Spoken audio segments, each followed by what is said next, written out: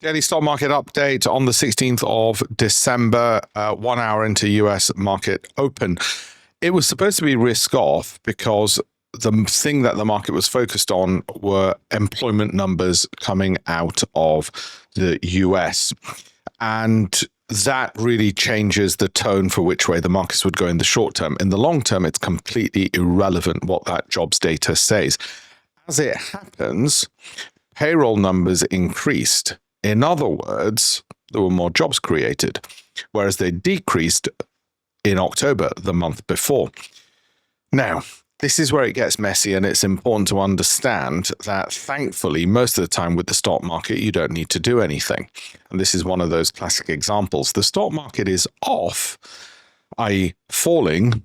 The German, European, UK, as well as the American markets. And the reason that's being given is jobs didn't grow as quickly as expected. Now, the market could equally have read that as if jobs are not growing as quickly as expected, then surely interest rates are going to drop, which is what the market's been so excited about and has always wanted. And therefore, surely stocks should rise because if interest rates are going to fall, then more money for everybody, including investors, including companies, including consumers and the government.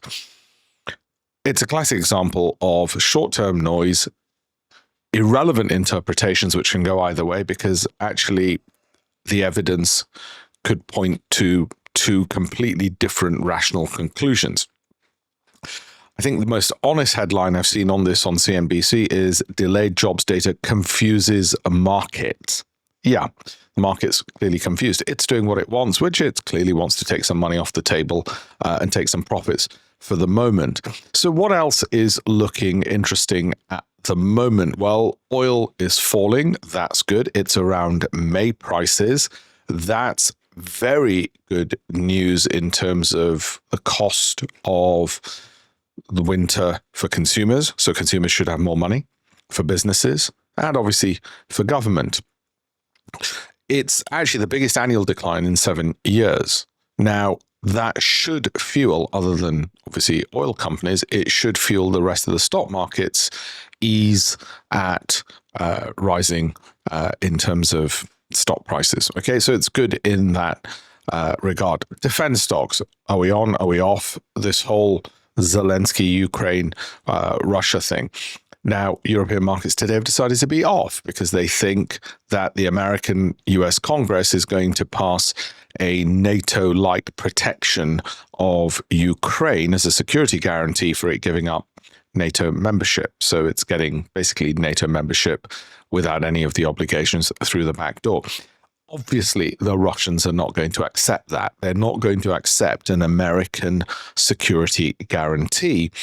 The only basis in which they do it is if they woke up, smelt the coffee that the Americans won't stand by their words in any event. Remember, Ukraine already had a security guarantee previously from Europe, meant nothing. So I think the last time a security guarantee was ever offered and meant something was it was given to Poland by Britain just before 1939. So what does this mean for defense stocks? Well, again, there's a lot of noise.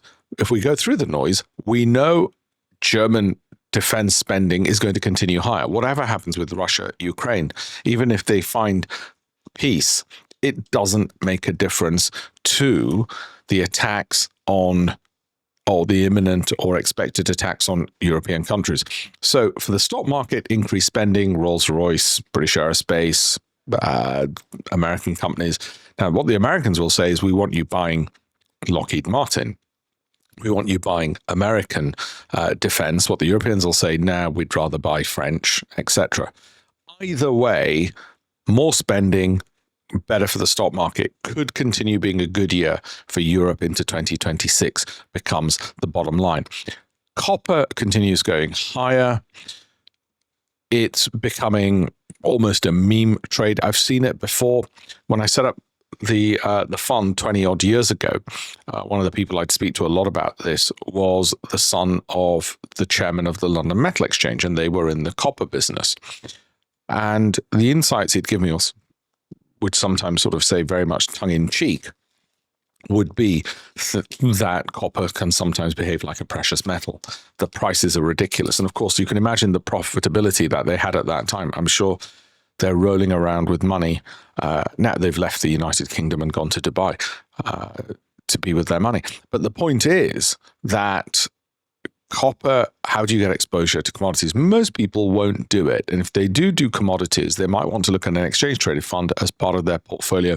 And those commodities could include gold, or you could put it to one side. But I don't think most people would sensibly put, say, cocoa, chocolate, or copper as a separate exchange traded fund.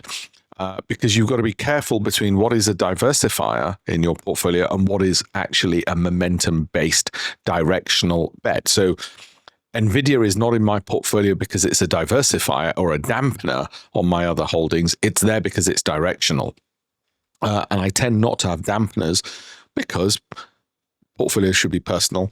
And for me, it is, I'm risk loving enough to want directional views.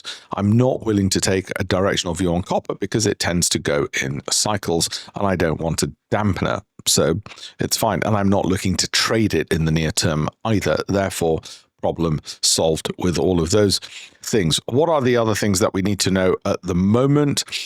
Ford, it's going to be taking a $19.5 billion charge. In other words, write down on the overhaul of its electric business. Ford, I don't think, has been getting things right for a very long time. Big company, not interested in having it in my portfolio because it doesn't tick enough of the boxes of value, growth, income, cash flow, Sortino, and so on.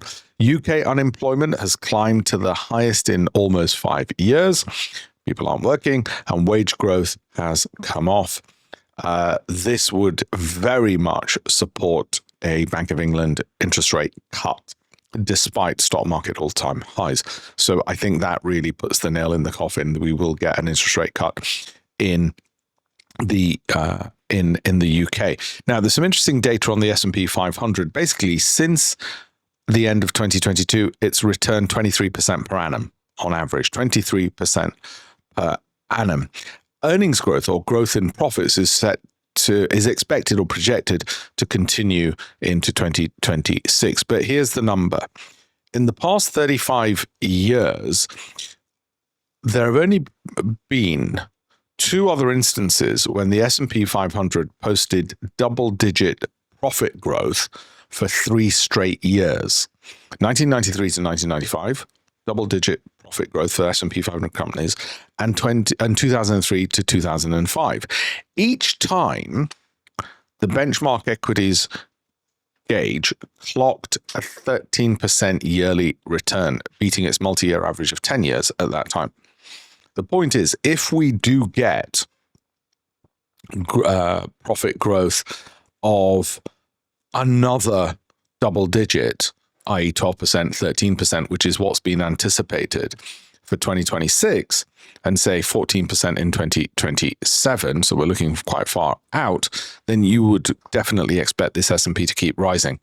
I think that's feasible. I think it's feasible that we continue getting that. The thing is, it won't be a straight road. There will be dips along the way. Okay, so bear that in mind. PayPal has gained slightly under 1% because they want to turn themselves into a bank. Now, PayPal, rather like Accenture, which is also up just under 1%. My wife used to work at Accenture.